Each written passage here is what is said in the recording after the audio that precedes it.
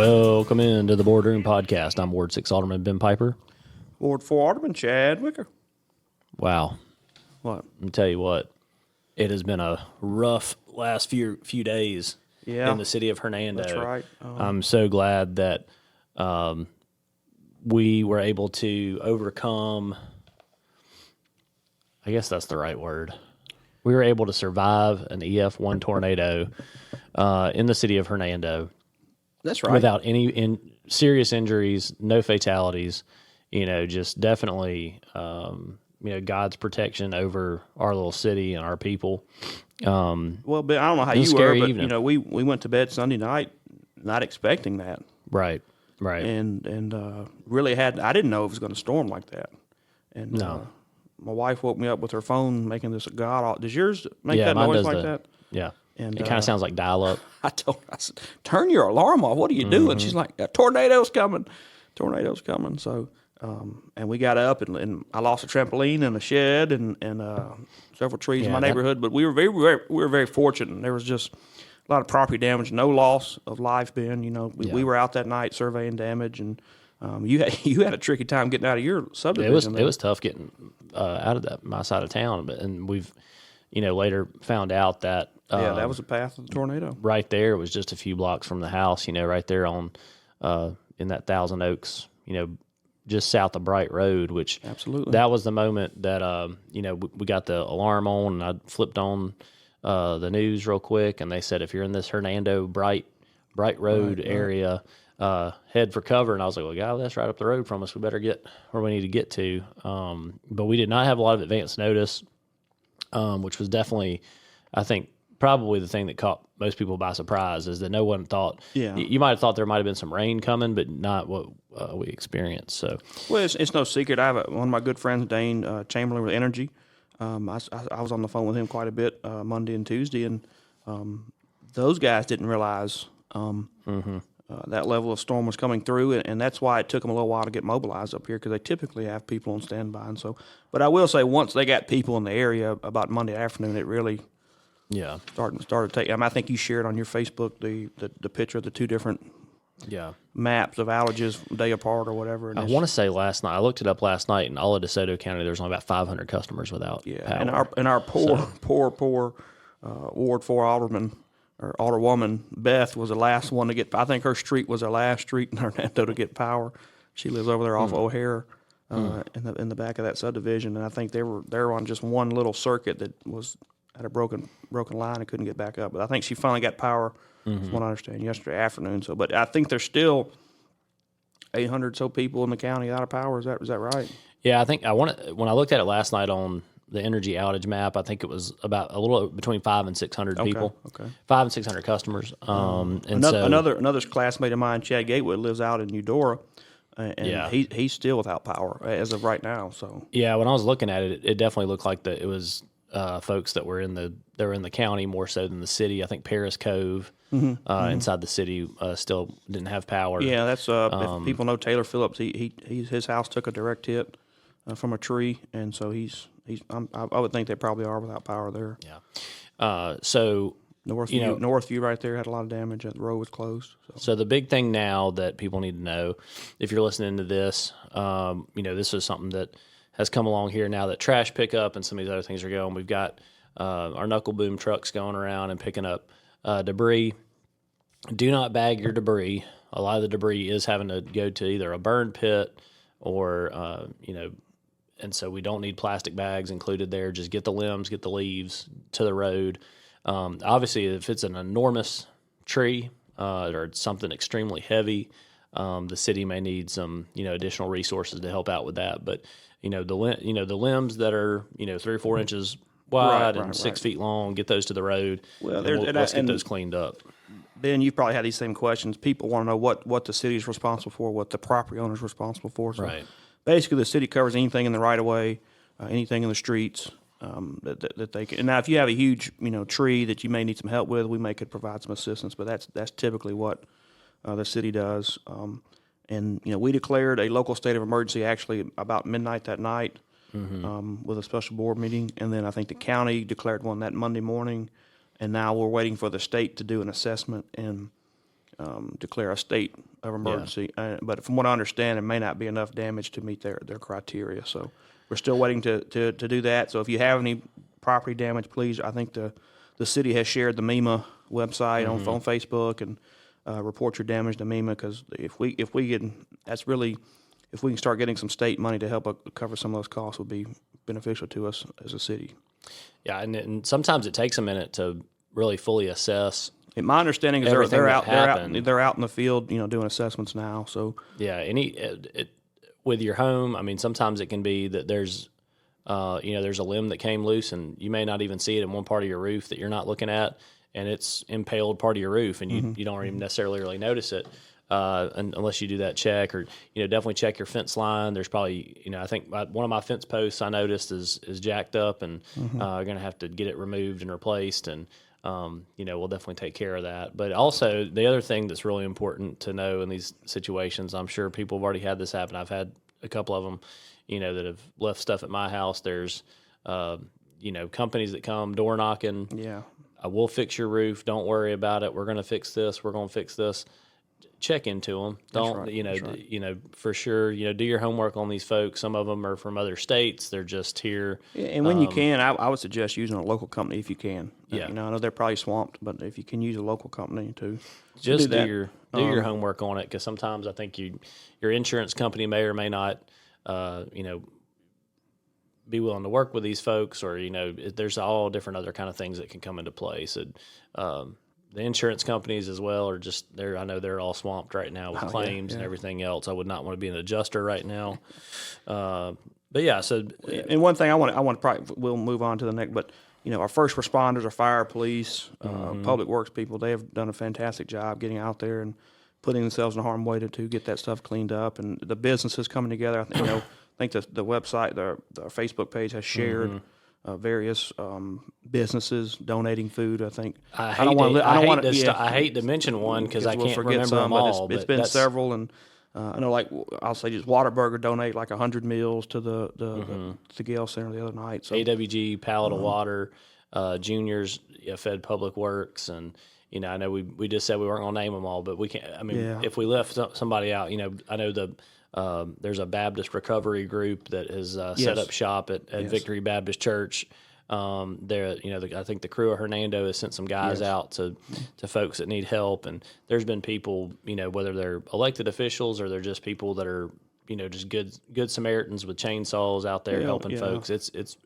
It's been incredible to watch how the community pulls together. Yeah, we talk about, people argue about apartments coming here, or subdivisions being developed there. But when we have an event like this and people come together and work together, who we may have political disagreements, but still work together to solve some of the issues and get some of these things addressed, and helping neighbors. I know a lot of posts I saw, hey, just go check on your neighbor. Those are great, and that's what I think makes this community so strong, and so such a great place to live. So I will say that after driving around late Sunday evening, early Monday morning, and we did the emergency declaration, and you're driving around, you're seeing all this stuff, and you're kind of shell shocked a little bit. It was good. The Waffle House still had power, so that we could sit there and have a good meal. They didn't comp our meal or anything like that. We went in there and paid for our meal. But my son Reeves, he wanted to go with me that night, so we drove around with him, and he came to the city hall, and we did the special meeting in the dark. He calls it a top secret meeting or whatever. He thinks I'm the coolest right now. He thinks I'm cool. We got to eat at Waffle House afterwards. Man, Mr. Piper got the same thing I got. Yeah, that's what he said. Yeah, that's what he told me. He said, Mr. Piper got the same thing I got. Man, bacon, egg, and cheese. That's a bacon, egg, and cheese sandwich. So he was out there with us, and we actually, made scene on several areas that had some significant damage, and just asked him if they need anything, and I think that goes a long way to people. So it was definitely a shell shocking kind of moment to see the damage, but. We're going to get it figured out. There's a lot of resources being called in, and with the county and with folks just being generous with their time and absolutely and everything like that. So we're going to keep pushing at it. And if anybody needs any help, holler at us, and we'll do everything we can to help you. We did have a alderman meeting this week, May 20th. May 20th. That's right. We have Tuesday. We have two more on our first term, Ben. Two more meetings. and then it'll be moving on to term 2. Term 2. So 4 more years. Y'all gotta listen to us on the 4 podcast. more years. 4 more years. We do have one thing that was in the consent agenda, just really quick. It's actually on the day that we're recording here today, May 22nd.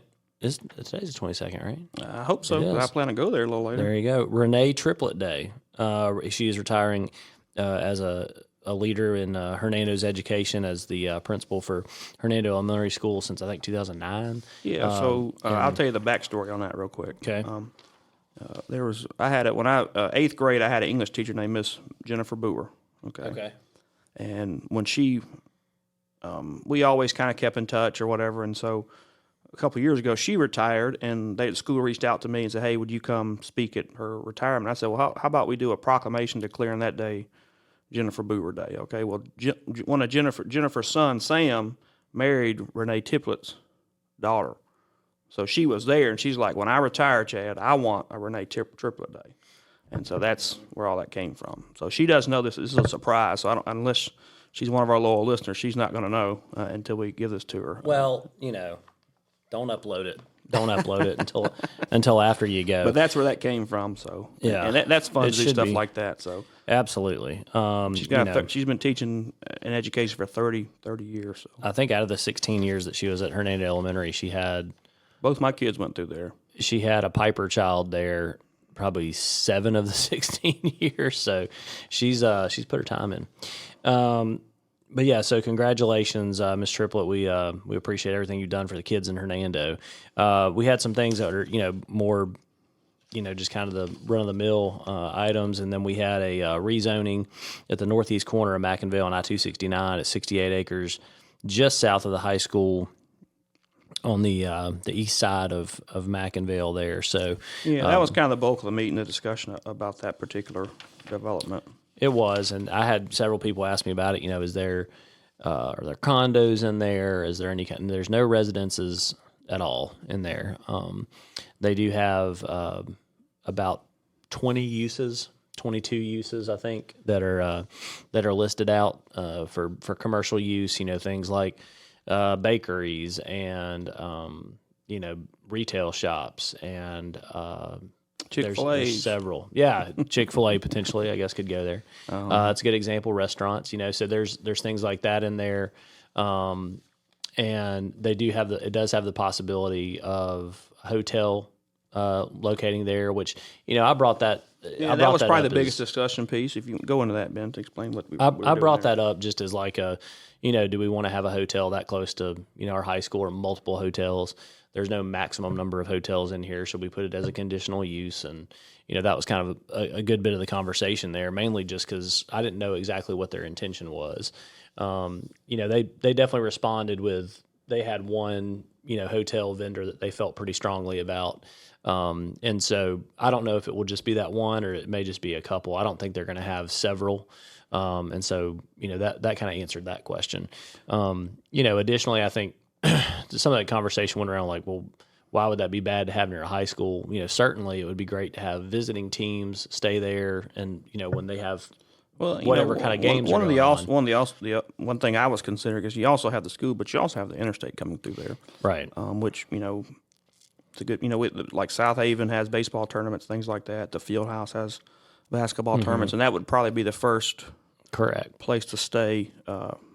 If you have a, and it sounds like the guy doesn't, of course you never know until they tell you they're putting a, whatever type of hotel in, but it seems like he's looking for something kind of a little upscale type of. Yes. Doesn't look like it's going to be a Motel 6 or whatever, but I probably shouldn't say that. I'd be jinx, but it doesn't sound like, I think some kind of Marriott property or something sounds like he's looking at. So, and I think that going and looking at, this is some of the homework and research that you have to do, that you should do.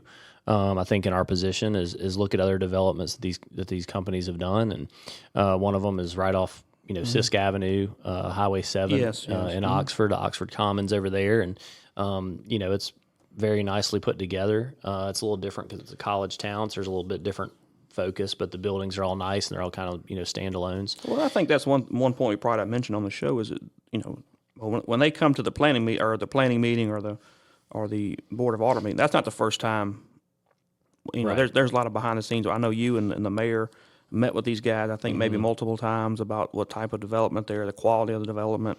Y'all did your due diligence on what type of developer these people are, and so it's not like this is just a first we're hearing about it, right? Right. And when people hear that too, they think that there's all this.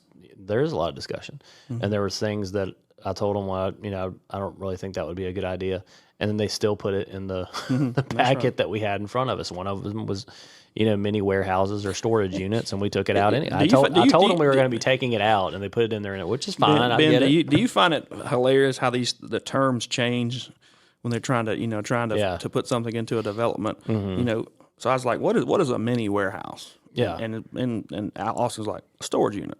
A personal warehouse, like a bunch of them. Okay. So, that was one thing that we were able to remove from there.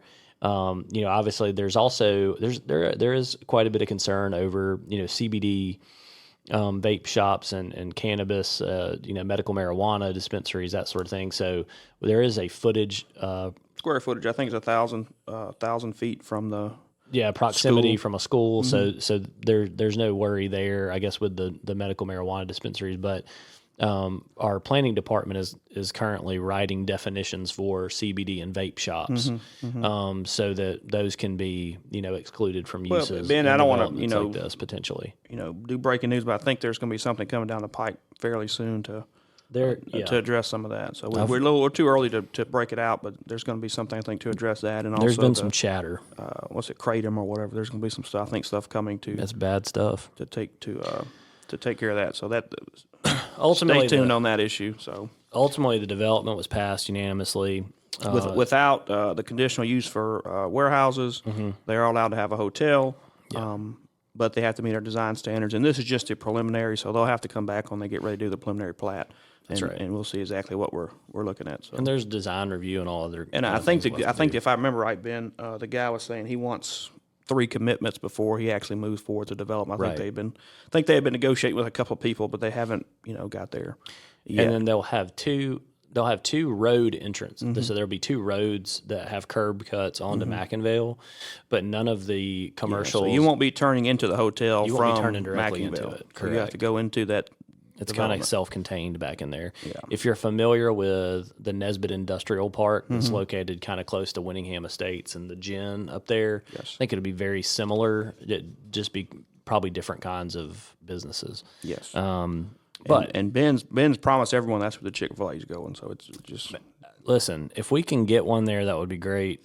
I like the Lord's Chicken a lot. I think Chick-fil-A gave the Hernando Police Department the one on Gavel gave. So there we go. We just remembered another one. If we keep talking about it long enough, we might remember them all. Yeah. We did have some, final plat approvals and some with some phases in Chapel Grove and. Chapel Grove, Chapel Grove is a subdivision down close to the baseball fields across from that area. Barely in the city limits right there. A couple of the gas stations that have been approved, one at Getwell and Holly Springs and one at Pleasant Hill and McInville. And then we also talked about... more gas stations? There's a couple more that are in there. I think you and I voted That's all we vote on is gas stations and warehouses. I know. I'd vote against them. I voted against these 2, but can't speak for all of them. But I voted against these 2. I think we concurred on that vote. Yep. I think. The amendment of we amended the required off-street parking requirements in the C3 districts. The C3 district, Chad, talk a little bit more about that. Yeah, so that's mostly downtown in my area. A little bit of that is Andrew as well. But basically, those retail businesses around the square, they based on our current regulations, the city ordinance or whatever, they have to have parking spaces per the square footage of their building, and that's really impossible with a lot of those buildings. And what Austin was saying is basically that's kind of been an unwritten rule that we just waive that, so we're not really enforcing it, and so we just to formally take that off the books. And again, I think I mentioned this at the meeting. This is another example of how we're trying to remove the perception that we're against development or against businesses. This is another hurdle we're taking away. To say, hey, we're open for business. And so hopefully we'll see some more development downtown with this being taken away, because I think the mayor or someone mentioned, or Natalie or somebody mentioned there was a possible development downtown that pulled out because of the parking requirements. And so, and this basically is from Fatello's back south to South Street, and then over to like Dunkin' Donut area, and then a little bit in Nesbitt. So, should definitely be a good way to hopefully keep the square, bringing in business. And I don't know if I did a good job explaining that, but instead of requiring them, say somebody wants to develop that piece of property that's vacant right there across from the funeral home and the gas station, if they put a building there, they may have to require to have 16 parking spots or whatever based on the square footage. Well, that's impossible there unless they build a parking garage or something. So this is allowing them to use the parking spaces at the square, at the administration building, down Memphis Street if they want to park. There it is. So the next thing we had, I think that's a great thing for the the square area and to keep it a vibrant area. We also had an approval of the best bid, $661,474.50 from Farrell Paving for the Mackinville Road and Green Tea Road roundabout. So this will be one that they're going to do their absolute best, from what I understand, to have this done in time for the high school to open. July 30th or 31st. I'm very optimistic, but I wouldn't hold my breath, man. I think they gave them 30 business days, which puts them like in the middle of towards the end of July. Yeah, it's July 21st. I mean, you're going to have rain days in there. This time of year, you're going to have afternoon storms. It's going to wash them out. So they're going to have to take off and go, and hopefully it will be done enough they can open it to traffic. Maybe. Yes, yeah. I mean, I think that would be what I would hope for. Well, I mean, there's it's something needs to be done. Maybe, hopefully, it will be done by July 31st. That's amazing. They start school July 31st. But. Yeah, I think the big challenge that we didn't really talk about during that meeting, but the big challenge is if you don't do it now, if you don't start it now, when are you going to start it? Yeah, right? Yeah. You're going to wait for a year and start it next May when school gets out, and then have it done on time. It's one of those projects that. It's going to be tough to have it done at any good time. I hope that they can have it mostly done and be able to open it up to traffic when school starts. And we'll just have to see what happens. But people should be aware of it. It's definitely something that's needed. That intersection is very dangerous. We've had some really bad accidents at it. So glad that it's moving forward. We also had some EWP projects that went forward. I know a lot of those were in your ward. Yeah, you want to talk about those real quick? So the mayor hadn't given us the exact list. I think I have a pretty good idea. There's one right next to Redemption Church. It's going to be part of that. There's a couple in the Fort Creek subdivision there, and then I think there's also one over there by in Bruce's ward, over by the park. That we auctioned off. Was that Bouchelon Park? Yeah, that's right. Yeah, I couldn't think of the name of it. So I think there's one there too. So speaking of parks, I got to tell you a story about that park off mic. Oh boy. Okay. That I was told. Speaking of parks, we had the recommendation of Kimley Horn and Associates to be selected as a design firm for a splash pad and nature play design area at Renaissance Park. And so what that is we applied for a grant with Blue Cross Blue Shield. That's right. For a splash pad, 100% in grant. Nature play area, 100% grant. The city would have to pay for the design services, so that would be our whatever small percentage that goes in there. But this would be really a game changer, I think, for that whole park as we continue to work on it. I think splash pads has been one of those things that people have talked about. Yeah, Ben. We When we were kind of designing that master plan, I guess that's been 2-3 years ago. That was a feature that a lot of people had mentioned they want some type of splash pad there, which I think some of the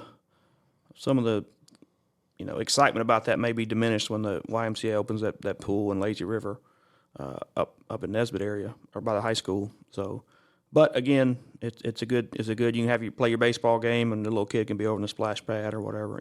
So there's one in the Brandon, the city of Brandon has one that's very popular. And I think what we're designing is very similar because I think they also used Blue Cross Blue Shield grant to build theirs. So it was definitely. I was part of the. We had like a small little committee that got together, just a couple of us to look through these design proposals from these different firms, and it's really amazing what people are designing nowadays for these splash pad nature play, areas. It is something that I think like Columbus or Starkville had one that was really, really impressive that we saw. It was much larger than the one that we're looking at, of course. I think that one of the things that we have in our favor right now in Hernando is we've got a YMCA area that's coming up over the next several years. That'll be built and grow in popularity. You'll have that on kind of, in one area. You'll have, potentially a public available to use, splash pad and nature area over here in another part of town. We're really kind of getting to an area where we've got parks in different areas and, recreational opportunities in different areas of the city, so that everybody's not going to the same place. I think that was probably a challenge in the past, that there was only really a few places to go. Yeah, that's right. So that's really been a commitment, to have these additional areas. Conger Park is a nice park. It is. We had the storm come through. I guess that was a couple of years ago, and got that back open. So I've taken my kid over there a little bit this spring, and it's a good place. And then we'll have Renaissance Park here in about another year. That'll be open. So it's exciting. A lot of movement with the Parks Department in the city of Hernando, the soccer fields. There's a lot going on. Yeah, I think we've invested a lot in those, and I think people see that. So that was the big. I mean, those were the big things from the meeting that went on, and I'm trying to think of anything else that's really huge. Soccer signups are going on right now. I think those are still clicking along. 5-on-5 soccer is about to begin. Kickball? You playing kickball? I'm not a big kickball guy. I'll be honest with you. I have not played kickball since probably 3rd or 4th grade. Right. So I got drafted by Tate County Sheriff's Department, so I work down here now. Okay. And so we're having the Tate County Tornadoes are going to have a kickball team in Hernando. Okay. So I've already signed us up. So Man, watch out. That's serious. It has been a while. That's how I got. Believe it or not, that's how I have a chipped tooth on my bottom teeth. That's how I got a chipped tooth during a kickball game. Yeah. Arguing over a fair or foul ball. So I think the first or second year they had the kickball, the sheriff's department, I was at DeSoto County Sheriff's Department at that time. We did a team in there, and that was really fun. I know, like Jeff Fitch and his group of guys, they do a team. So, what else is going on, man? I mean, that's the big stuff right now. I tell you, high school graduation will be tomorrow, I think, for Hernando. It's on Friday evening. Right. The Lewisburg is this evening here in just a little bit at the Lander Center, so you certainly want to be a lot of construction going on at the Lander Center, so watch out. You want to be cognizant. You may want to get there a little early. Of the traffic and all that. I know that I think South Haven and DeSoto Central have already had theirs, and then there's 3 graduations, I think, on Saturday, and then a couple on Sunday to get it wrapped up. So that's a fun season. You got Memorial Day coming up, which is always a good time to take a day off and rest and relax. City Hall will be closed Monday, so if you need to take care of some city business, they will not be there. I think county is closed as well. So that's the big thing. I mean, May's just about wrapped up, and I tell you, we're 5 months through 2025, and it sure has gone fast. Have we talked about the finalized Senate district on here? I believe we have. Did we not? Did we not talk about it? I don't remember, but anyway, so just so people know, the federal court finally ruled on Senate District 1, which covers the Hernando area, and drew a map that's a lot more friendly to what we were hoping for, and so they'll have to have a special election on the August primary. The Republican or Democratic primary will be in August, and then the general election in November. I think they have any candidates who want to sign up for those races can start signing up, I think, on June 2nd, and they have a week to sign up. So I do think that the incumbent Senator Mike McClellan has announced that he will be seeking re-election. Yes. So I think he had a fundraiser this week in Hernando area to get that's started. Right. We weren't able to go. We had a board meeting that night, but there's no one who's announced. There's been some rumblings, some rumors, but nobody's announced to formally to run against him. So we'll. I'm not. Huh? I'm not. In case I'm part of the rumblings, I am not involved in that at all. I'm gonna enjoy my term as an alderman. I think some people thought I was maybe interested. I'll be honest, that's something I may look at in the future, but not right now. So we'll see what happens. Again, we'll have to. Of course, we'll have to talk about this off mic. We'll have to talk about if Senator McClendon does have an opponent, bringing these folks on. Just to I hear will about the say, things Ben, they wanna do. since you brought it up, he has reached out to me, Senator McClendon, and he wants to come on and talk on the podcast. He was one of our Sounds great. one of our He was one of the early ones. early. If you guys hadn't been listening to us for a long time, for a while our format was we'd have a guest and then we talk for a little bit. So he was one of our guests there at the beginning. I think we asked too hard of questions, and then everybody kind of got a Well, little nervous. I like I said, I got drafted to a different team, and so I'm a little further south. So it's a little harder. It's a little harder for people to come to us. So, but maybe we can start having some guests every once in a while. I did get a lot of positive feedback about having the two alderman-elect on our podcast. The last episode, that was good. I think it turned out good. I think there were some good comments there. Absolutely. Well, I have a feeling as 2027 gets closer, there's statewide and county elections going on, there will be a sudden interest to be guests again on our show. And we welcome y'all. Listen, we're unedited. Yeah.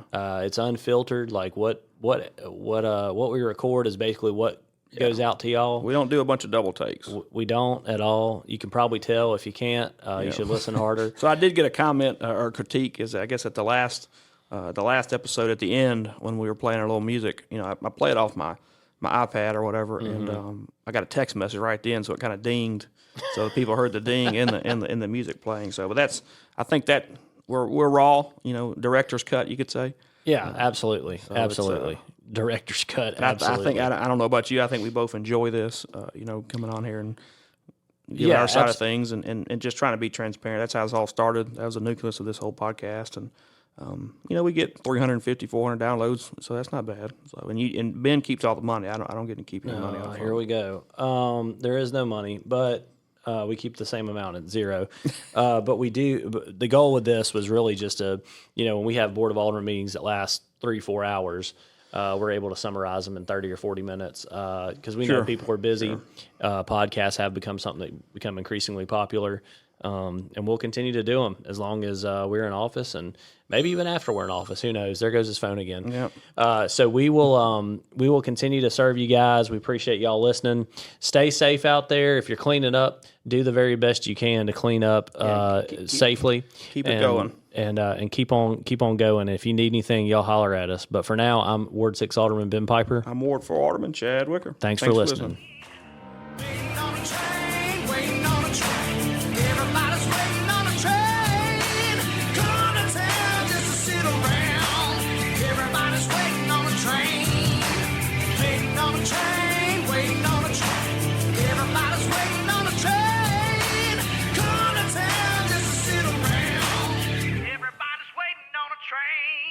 train.